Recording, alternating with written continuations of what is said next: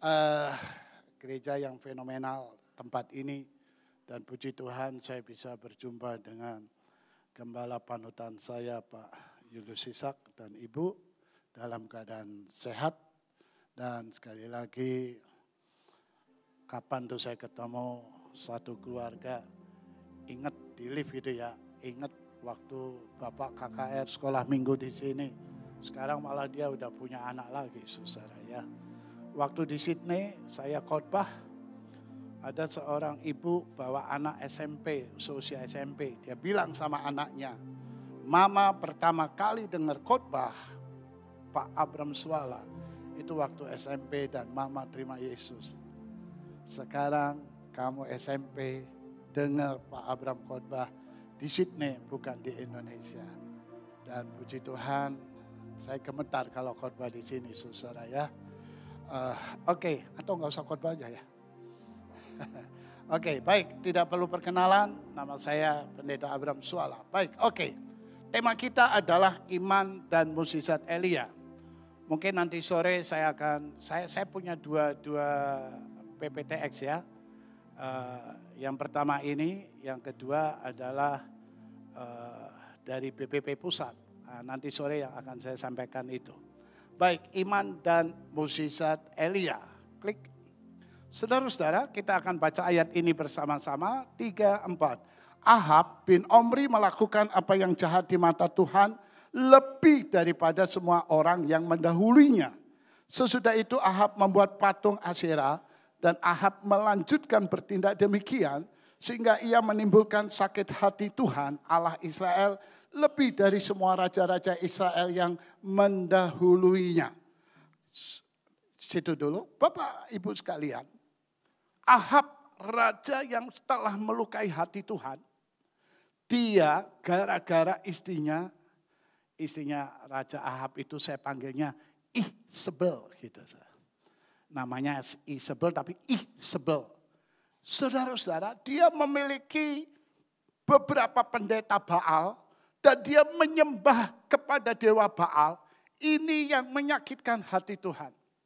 Dan berulang-ulang udah dikasih tahu sampai dibuktikan bahwa Allah Nabi Elia luar biasa dengan adanya dibuat sebuah pertandingan, boleh saya katakan begitu, supaya bakaran atau korban bakaran dibakar dari api, api dari atas dari Tuhan.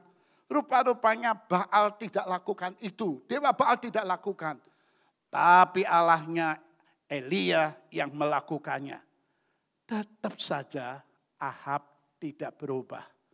Maka disitulah Tuhan mendidik Raja Ahab. Hati-hati ya. Kalau Anda sekali, 2 kali, 3 kali dikasih tahu firman Tuhan, pendeta khotbah masih ngeyel. Jangan salahkan Tuhan, Tuhan jahat. Tuhan sedang mendidik saudara. Tuhan sedang mendidik saudara. Seperti kalau kita punya anak, dikasih tahu begini, lalu akhirnya dijewer tetap juga ada sebuah penghukuman. Dan hukumannya apa?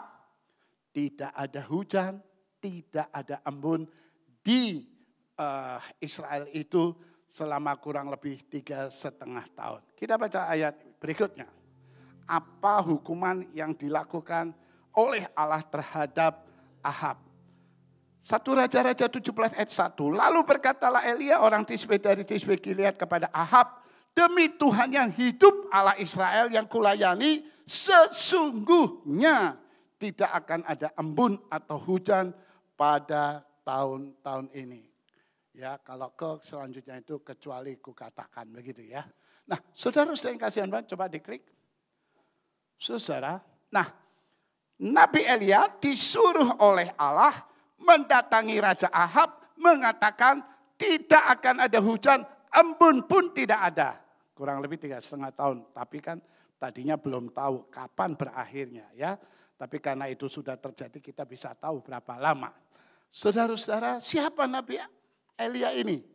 Arti nama Elia dalam bahasa Ibrani Elijah begitu ya. God of Jehovah, Tuhan Yehova. Nah, Elia ini menjadi nabi di Israel pada pemerintahan Raja Ahab yang menyembah dewa Baal. Dan dia berdoa supaya hujan tidak turun di Israel. Sehingga terjadilah paceklik selama kurang lebih 3,5 tahun agar bangsa ini bertobat. Klik.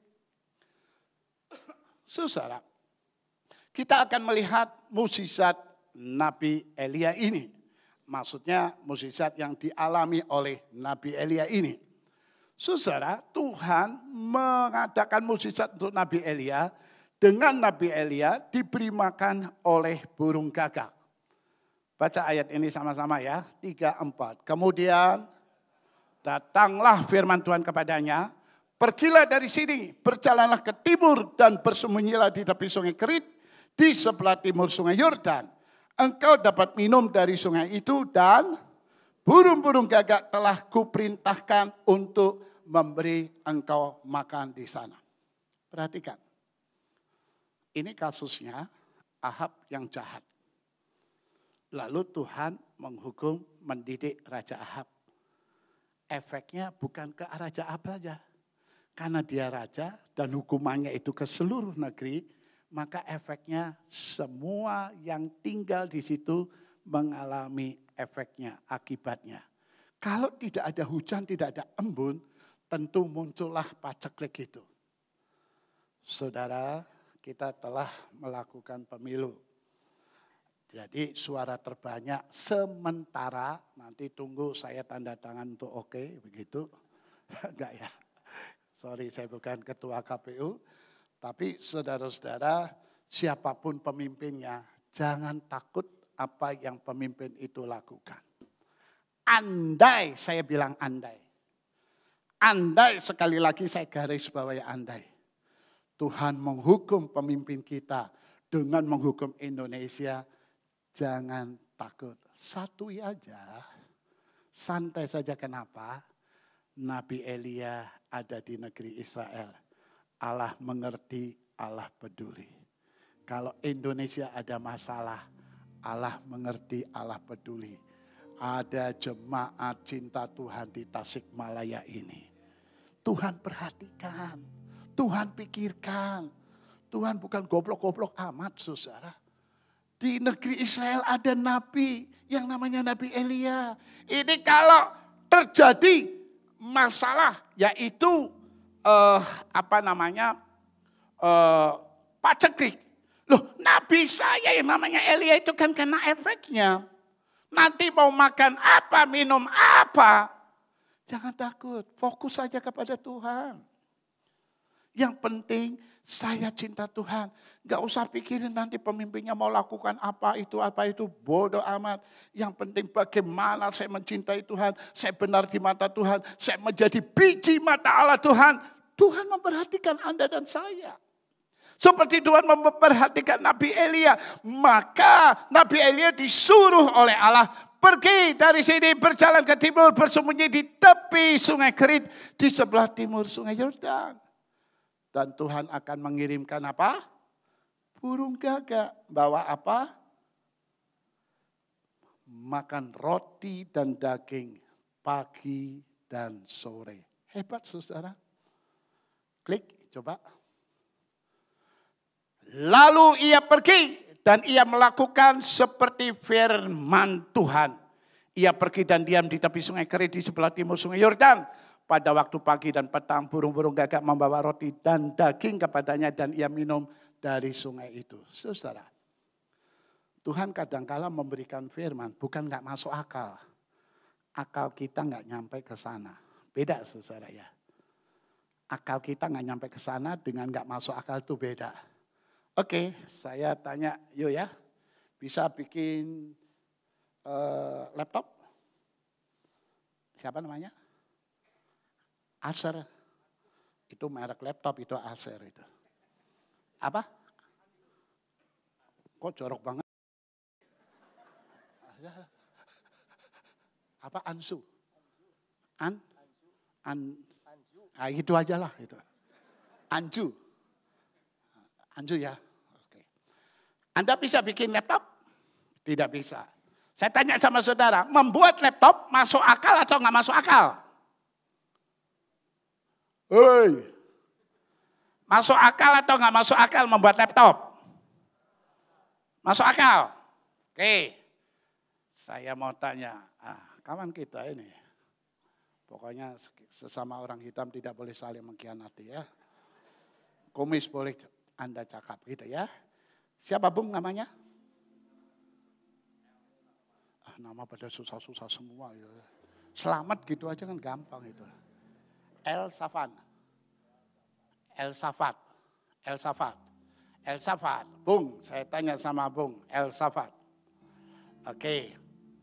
Jadi dia nggak bisa membuat laptop. Membuat laptop itu masuk akal atau enggak? Tadi jawabannya masuk akal. Kenapa?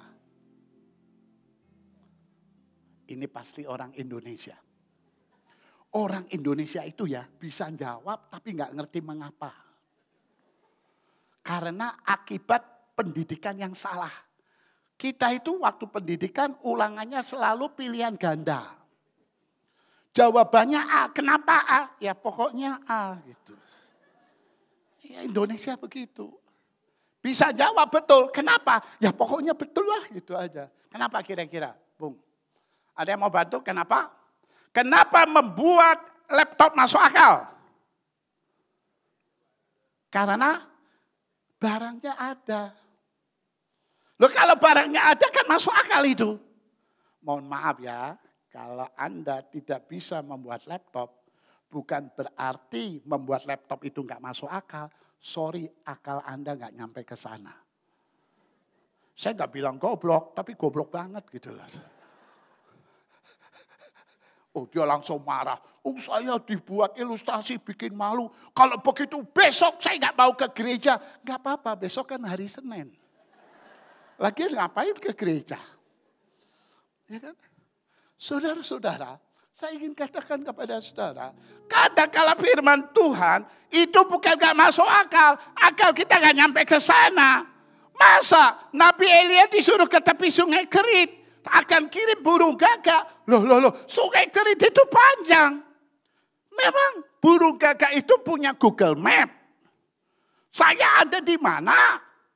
Lalu burung gagak itu membawa roti dan daging. Kita kenalan dulu sama burung gagak. Klik.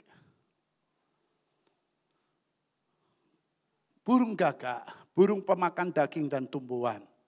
Burung yang senang berkelompok, burung yang mampu untuk mencuri makanan hewan lain dengan cara menipu mereka.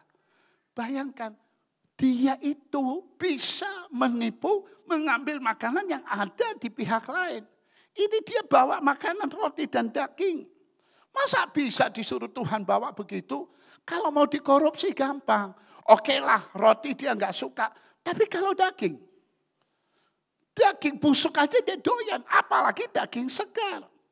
Kalau daging itu misalnya di paruhnya, lalu 2 roti di kedua tangan atau kakinya itu, kalau mau dikorupsi gampang, tinggal glek aja. Tapi apa yang terjadi? Hebat, disuruh oleh Tuhan. Burung yang cerdas bisa menggunakan bermacam alat bantu untuk mendapatkan makanannya. Mustahil mendapat roti dan daging dari burung gagak. Kecuali bagi orang yang percaya. Saudara, Tuhan perintahkan. Tapi loh, perintahnya kok begitu? Suruh ke tepi sungai Kerit. Mau dikirim burung gagak. Coba mundur ke belakang. Mundurin ke belakang.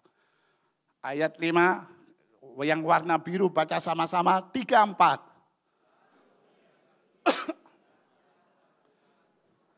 Semua orang pengen mukjizat. Tapi enggak mau dia segera pergi dan melakukan firman Tuhan. Saya senang program di sini gedor. Bukan gedor kamar orang, saudara. Gerakan doa dan baca firman renungkan.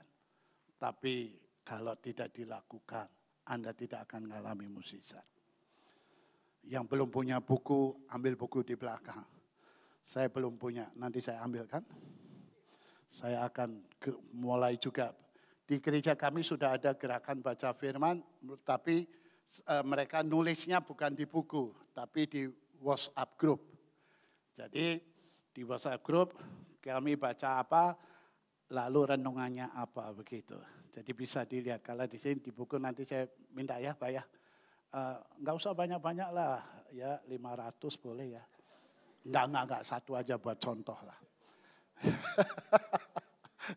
Itu bukan minta ngerampok namanya. Nah, saudara-saudara yang kasih dalam Tuhan, just do it, kerjakan. Walaupun firman Tuhan melampaui pikiran kita. Lakukan saja.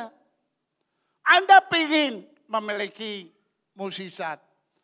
Firman yang kita baca, firman yang kita renungkan, kadang-kala melampaui pikiran kita. Just do it. Lakukan. Klik. Burung gagak, klik lagi. Saudara-saudara, klik lagi. Dan yang kedua, ini aneh lagi. Tadi burung gagak yang ngasih makan. Dan saya kasih tahu ya, itu bebas biaya pengiriman loh saudara. Dan gak perlu COD saudara. Ya bebas pengiriman. Itu pagi dan sore loh. Bukan sehari, 2 hari, seminggu, 2 minggu, bulan. Bukan. Tafsiran saya kurang lebih 1 sampai 1,5 tahun. Air Sungai Kerit itu menjadi, atau Sungai Kerit itu menjadi kering, kurang lebih 1 atau 1,5 tahun. Karena nggak ada hujan dan embun. Tapi Allah itu peduli. Ini kan lama-lama air Sungai Kerit nggak ada lagi. Atau Sungai Kerit menjadi kering. Mau minum apa ini nanti? Hidupnya bagaimana ini Nabi Elia? Bikinlah strategi yang luar biasa. Dia diberi makan oleh janda di Sarfat.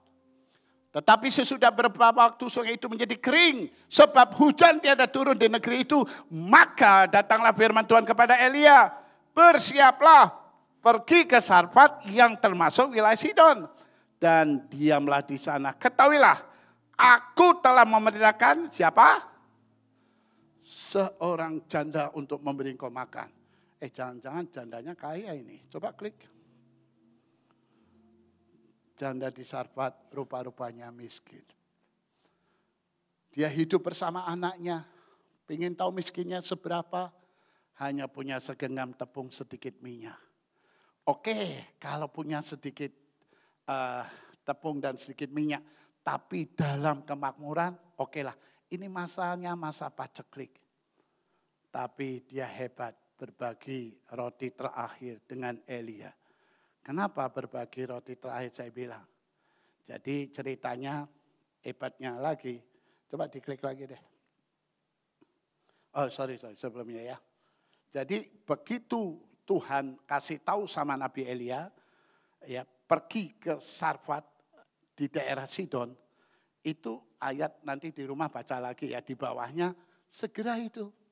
Segera bertindak.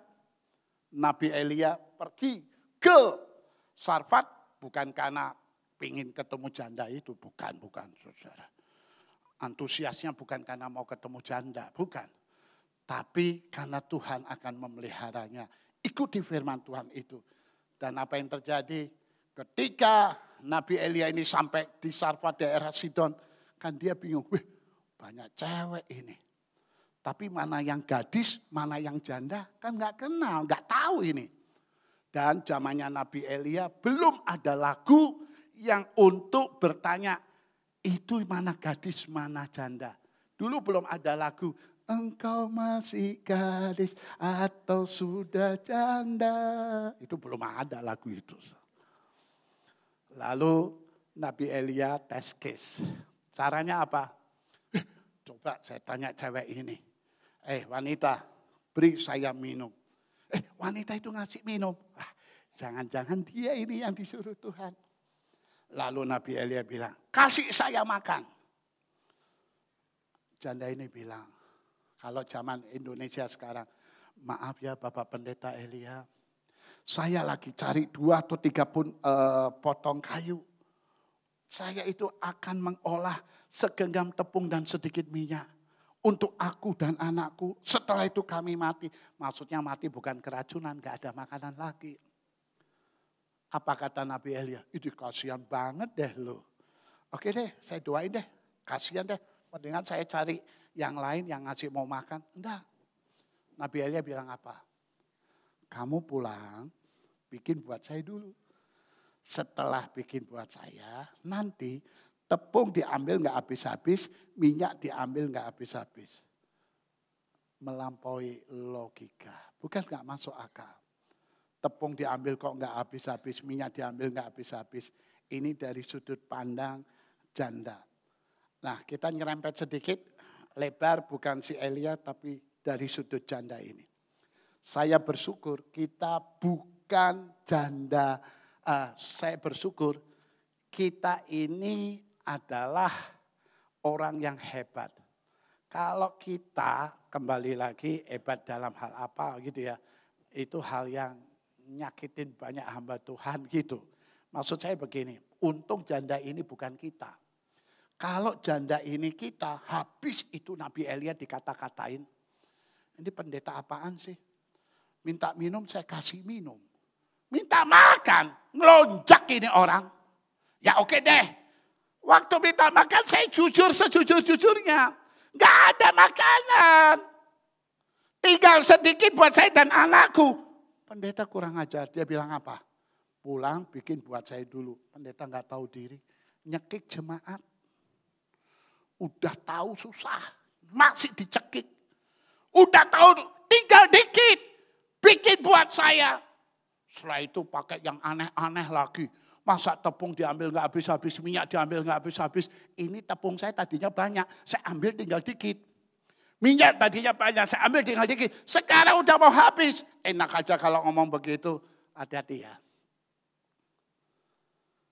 Kunci mendapatkan mukjizat. Apa kata Tuhan lakukan? Yang kedua, kalau Anda memang percaya hamba Tuhan adalah diutus Allah untuk bicara, lakukan apa kata hamba Tuhan. Kadang-kala kita mau lakukan suara Tuhan, firman Tuhan, tapi kalau pendeta ngomong apa, enggak dilakukan. Kadang-kala jemaat lebih taat sama Google Map daripada sama hamba Tuhan. Coba kalau Anda pakai Google Map, 200 meter lagi belok ke kiri, ikutin. Pak ke kiri Pak, bukan ke kanan, ikutin. Putar di depan 150, ikutin saudara. Kalau Google Map itu apa ya, ada kan suaranya bisa laki, bisa perempuan, diganti bisa enggak? Bisa ya?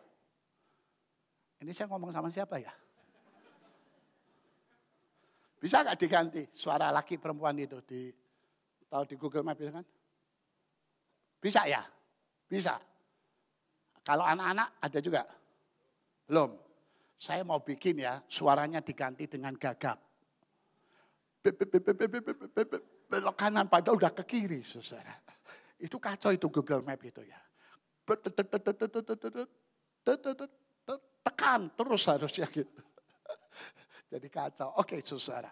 Kita lebih taat sama Google Map. Tapi enggak taat sama Tuhan, enggak taat sama hamba Tuhan. Anda pengen mukjizat? Gampang. Ikuti apa kata Tuhan. Tapi saya tambahin satu, ikuti hamba Tuhan. Anda mempercayai Pak Julius dan hamba Tuhan yang lain tempat ini. Bicara apa? Lakukan. Om, saya mau konsultasi. Udah gratis, enggak dilakukan lagi, saudara. Tapi kalau sama pengacara, udah bayar, dilakukan. Kurang ajar kan kita. Sama pengacara kita bayar, kita lakukan.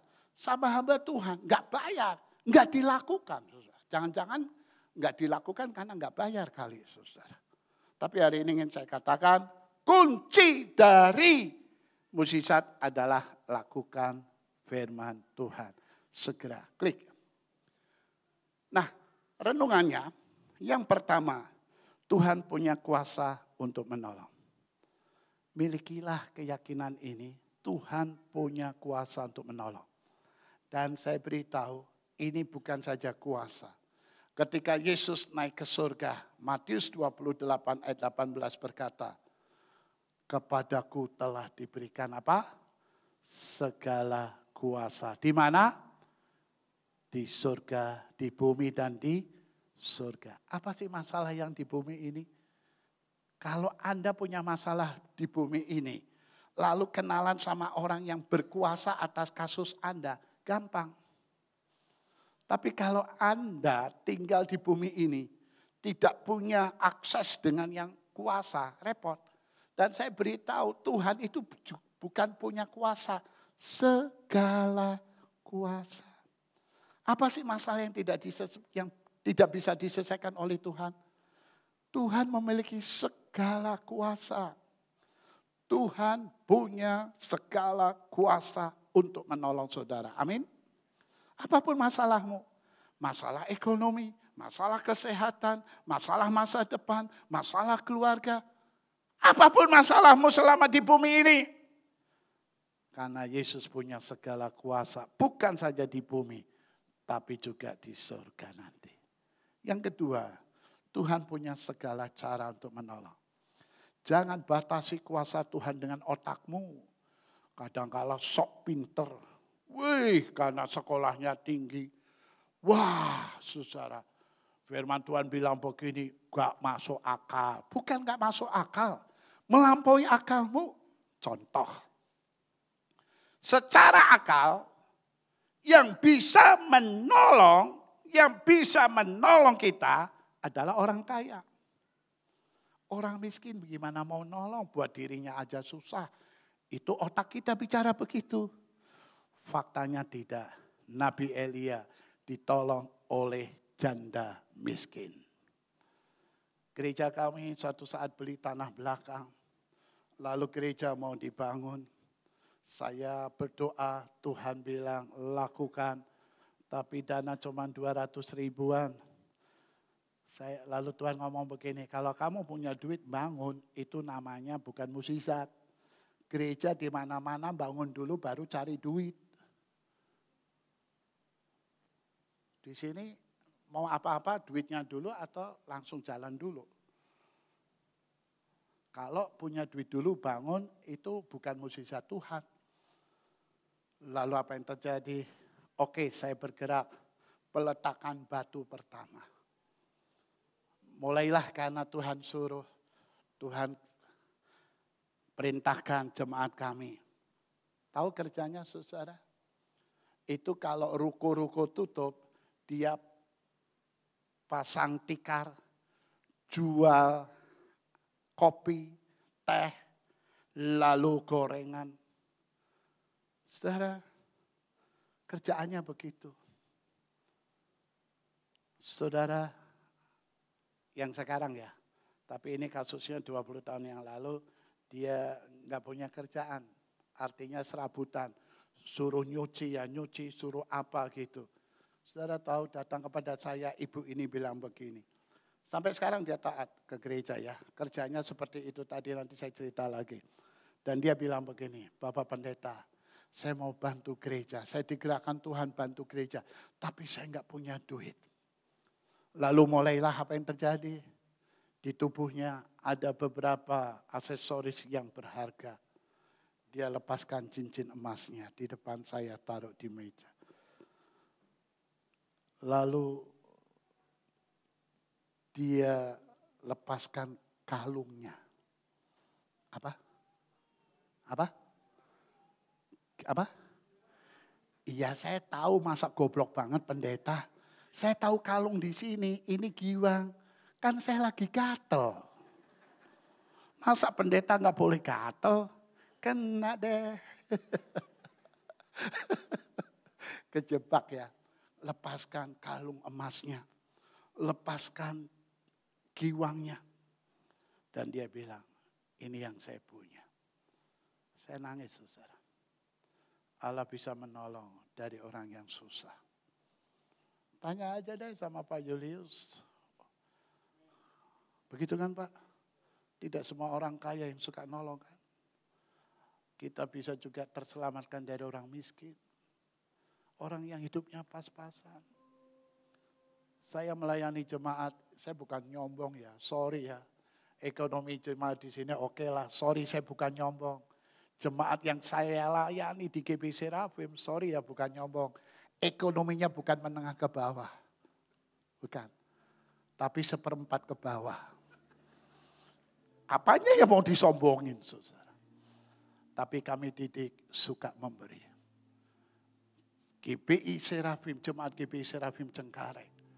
sudah menjadi bagian dari jemaat-jemaat Makedonia yang mendrop memberi sesuatu.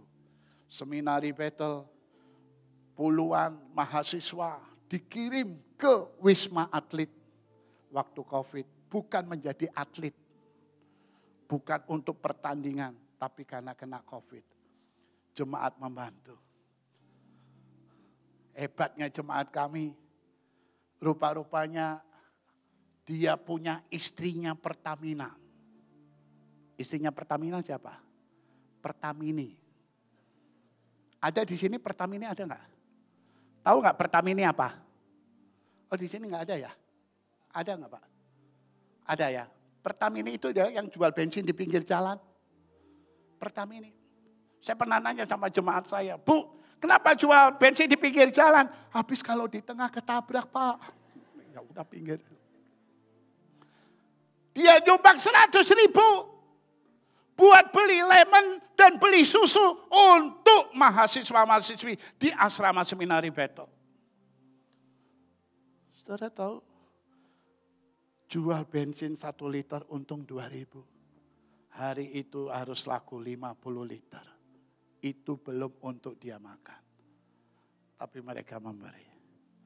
Tuhan sanggup menolong kita melalui orang miskin. Oke? Tuhan sanggup. Yang kedua, Tuhan sanggup menolong kita dari orang yang pelit.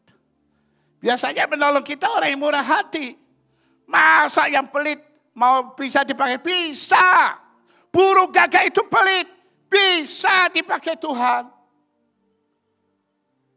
Kami bangun gereja lantai 1, lantai 2 tempat tinggal, lantai 3 ada ruang doa. Sekelilingnya 8,6 kali 10 meter. Itu hanya tembok karena nggak punya duit. Tembok semeter 20.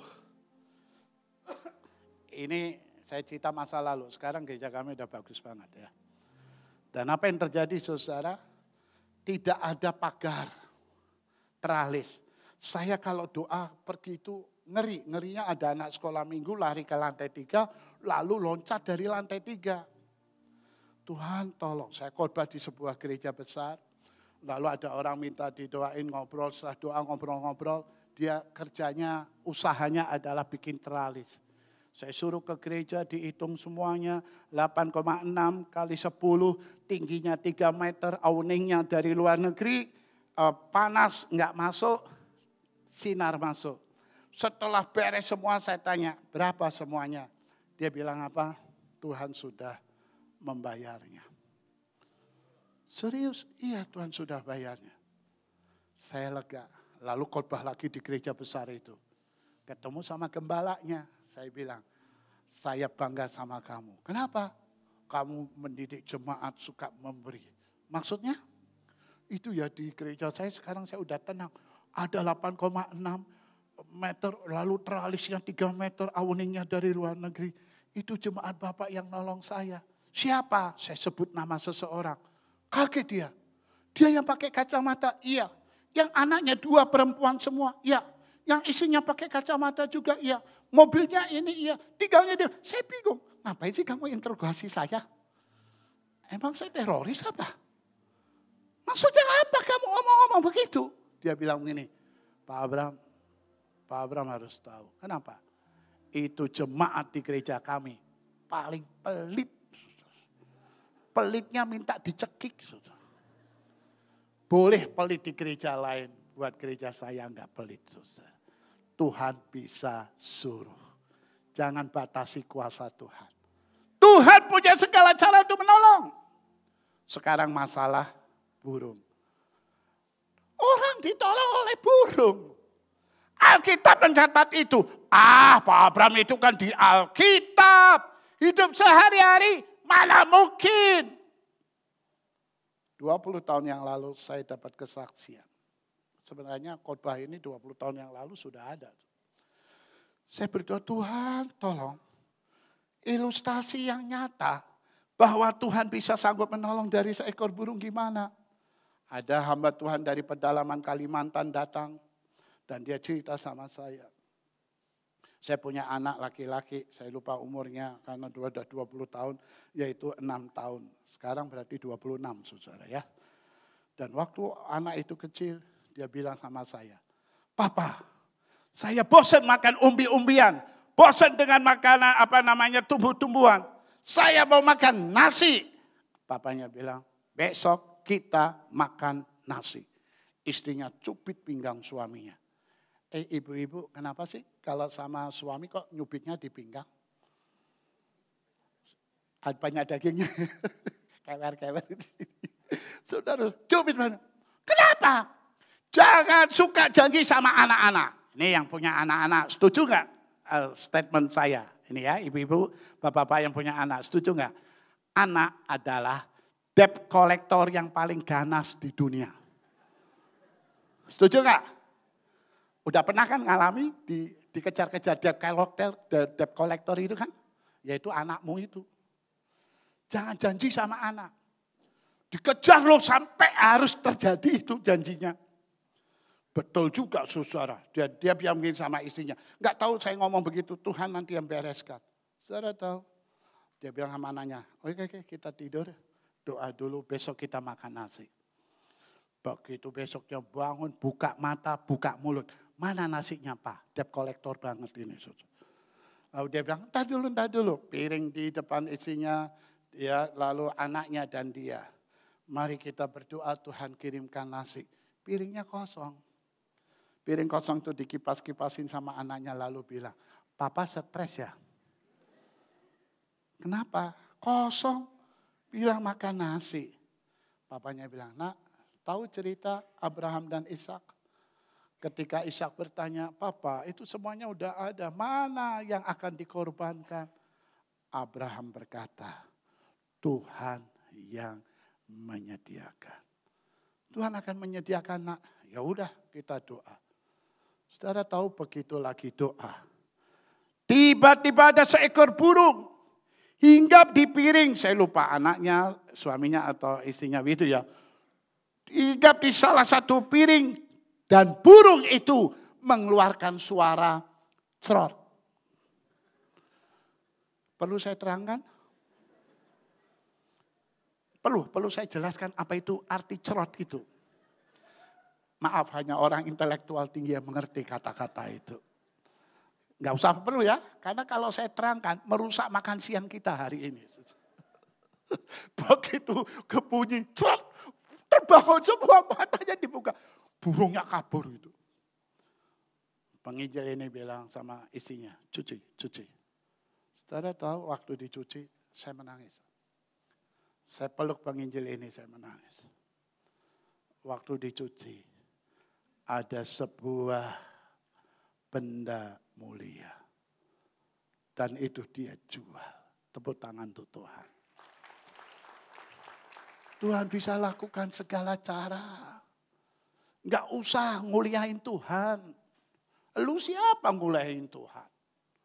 Tuhan bisa lakukan segala cara. Dan Tuhan punya waktu yang tepat untuk menolong. Sebelum COVID, saya dan istri khotbah di mana-mana. Saya dan istri 1 bulan bisa khotbah lebih dari 50. Dan kalau khotbah, saya itu dapat amplop PK. Dapat kan Pak ya? Ya orang nanya masa enggak? Nanyanya sama siapa? Dapat kan Pak? Iya dapat ya. Enggak sebagai sesama amat Tuhan kita harus saling mengingatkan. Gitu. Jangan sampai pulang lalu bilang lupa. Enggak bercanda aja. Jangan masukkan ke hati ya. Masukkan aja ke pikiran. Benar juga itu. Saudara, saking 50 amplop. Sekali khotbah dihitung aja lah berapa. Saya ambil mobil yang cukup bagus. Saya ambil juga apartemen. COVID datang. Padahal saya nggak undang. Semua khotbah dibatalin. Yang biasa khotbah dapat ini nggak dapat. Soal makan, saya sudah punya strategi. Tapi soal bayar tagihan itu yang pusing, saudara. Saya punya strategi ya, saya ngomong sama istri. Kita punya plan, kalau memang nggak ada duit untuk makan, kita akalin. Akalin gimana? Kita besuk jemaat di jam makan. Jangan ditiru Pak ya. Jadi kalau pas lagi gak ada duit, hamba-hamba Tuhan di sini besuk pas jam makan. Jangan pulang sebelum ada bawaannya. Tapi itu gak saya lakukan. Itu gak saya lakukan. Apa yang terjadi? Debt collector datang. Kalau mobil belum bayar, tidak bayar 3 bulan, mobilnya akan diapain? Nah ini calon-calon debt collector dulu ini. Diapain? Ditarik. Dia datang kepada saya, Pak, Bapak belum bayar angsuran mobil 3 bulan. Lalu mobil saya akan tarik. Saya bilang, jangan Pak. Ya enggak apa-apa, Bapak bayar. Saya enggak akan tarik. Jangan ditarik mobil saya enggak punya duit. Tapi jangan ditarik mobil saya. Bapak ngelawan saya? Enggak. Jangan tarik mobil saya. Emang kenapa? Mobil saya enggak mogok Pak. Itu orang goblok itu saudara.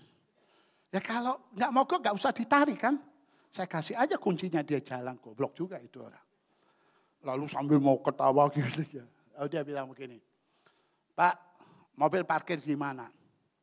Ini rumah saya. Rumah saya yang di sana udah jadi gereja. 1, 2, 3, 4 rumah depannya itu gereja. Hook gitu ya. Dan apa yang terjadi? Di sana Pak. Di gereja. Kaget. Rupa-rupanya di Indonesia ini ada suku yang hormat sama pendeta mengarah kepada takut. Kira-kira suku apa? Suku apa lagi? Batak apalagi? Ambon, Manado, Timor gitu. Dan saya nggak mau sebut dia sukunya apa. Begitu tahu saya pendeta, Bapak pendeta, iya. Gini aja deh, Bapak saya antar ke pimpinan saya dibicarakan. Dia nggak berani narik mobil karena pendeta dan parkirnya di gereja lagi. Saya nggak sebut debt collectornya itu sukunya dari mana. Kan nggak enak kalau saya ngomong ya nggak. Kita harus menjaga kerahasiaan. Tapi waktu dia marah-marah dia bilang, Bapak harus bayar itu.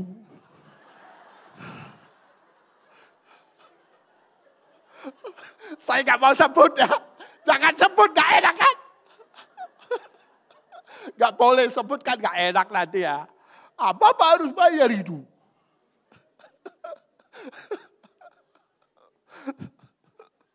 Untung saya nggak ngomong dia orang Batak.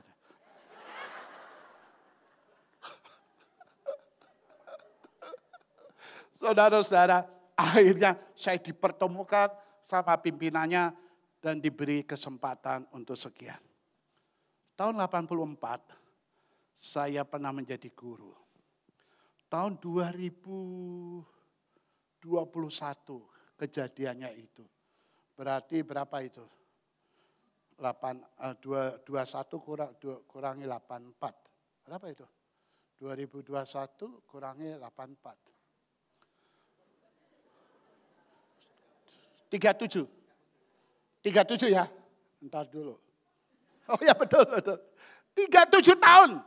Ketemu sama mantan murid saya ini baru 3 kali.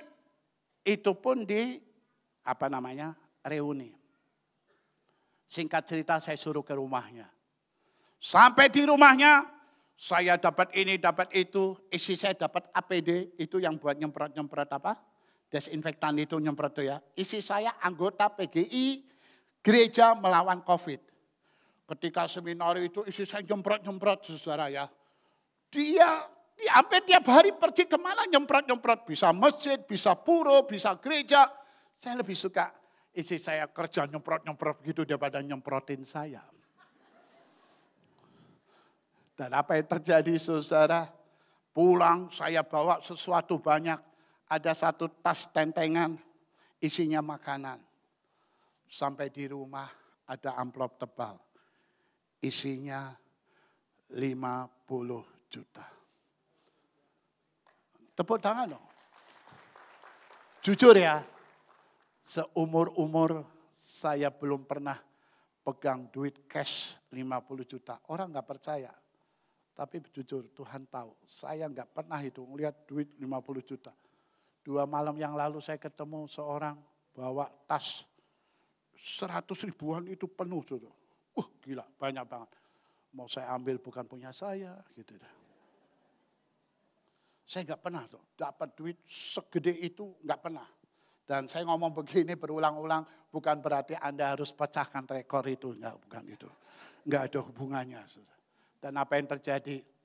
Lalu puji Tuhan, saya menangis, Tuhan, Engkau tidak pernah mempermalukan hamba-Nya. Jadi bayar tiap bulan itu 10 juta, 3 bulan 30 juta. Perpuluhan 5 juta, tinggal 15 juta. Saudara tahu 15 jutanya, saya kan pikir aman bulan depan. Isi saya enggak. Minta amplop, duitnya dimasukin ke amplop itu, kasih ke orang-orang. Saya diem aja. Begitu sampai lunas, apartemen dan mobil, saya nanya sama istri saya, kenapa sih kamu bikin saya empot-empotan aja, duit itu kok dibagi-bagikan orang. Istri saya bilang begini, kalau kita sudah mendapatkan mukjizat, mengapa kita tidak bisa menjadi alat mukjizat? Banyak orang pingin ngalami mukjizat tapi nggak mau jadi alat mukjizat. Pinginnya seperti Elia, tapi nggak mau seperti janda di Sarfat. Bagi-bagikan. Makanya cari istri itu yang bagus, ya, cari istri yang bagus. Jangan sama duit dikepelin. Mau kolektor diperiksa dulu. Ada duit 50 ribu, mau masukin, tar dulu. Senggol kanannya, ada 10 ribuan 5 enggak? Tukerin. Mau bayar 10 ribu, 5 ribuan 5 ada enggak? Gitu. Sampai terakhir ribuan yang itu saudara, koin itu. Buat apa? Itu buat jenggot gitu. Lalu duitnya taruh di amplop. Amplopnya kan bolong tuh. Belum dimasukkan ke petinya, jatuh kelinting. Muter di kakinya Pak Julius. Pak Julius ngomong sama istrinya, tebakan ayo yang 1000 atau apa gitu. Duit 1000, selain tulisan 1000 sebelahnya apa itu? Sorry ya, saya agak jarang pegang duit itu jadi saya lupa. Apa? Gambarnya apa itu gambarnya? Selain angka 1000 gitu. Jadi muter Pak Julius tebak-tebakan sama istrinya. Ayo yang mana ini? Saudara-saudara. Dan saudara tahu. Begitu saya dapat tenang. Ini yang bikin saya empot-empotan. Istri saya enggak langsung sesenang saya. Dia bilang begini. Kamu telepon sama mantan murid kamu. Telepon apaan?